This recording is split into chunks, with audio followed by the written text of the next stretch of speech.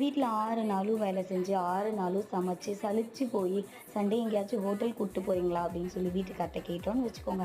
இன்றைக்கி ஒரு நாள் தான் எனக்கே ரெஸ்ட்டு, இன்றைக்கும் நிம்மதியாக இருக்க விட மாட்டியா அப்படிம்பாங்க. சரி அது போகட்டும் அப்படின்னு சொல்லி சிம்பிளாக ஏதாச்சும் சமைச்சு முடிச்சிடுவோம் அப்படின்னு நினைப்போம். அப்போ தான் வந்துட்டு சண்டே ஸ்பெஷல் எதுவும் இல்லையா அப்படின்னு கேட்பாங்க. அதுவும் ஒரு ஐட்டம் 2 ஐட்டம் கிடையாது. பிரியாணி தனியாக, கிரேவி தனியாக, குழம்பு தனியாக, ஒயிட் ரைஸ் தனியாக, ரசம் தனியாக வேற வைக்கணும்.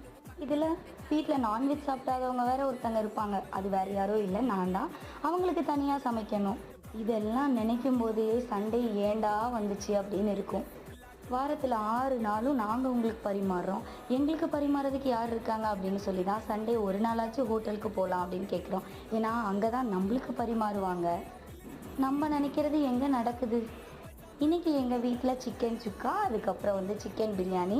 உங்கள் வீட்டில் சண்டே ஸ்பெஷல் என்ன அப்படின்றது மறக்காமல் எனக்கு கமெண்ட்டில் சொல்லுங்கள். என்னோடய வீடியோ உங்களுக்கு பிடிச்சிருந்துச்சி அப்படின்னா மறக்காமல் சப்ஸ்கிரைப்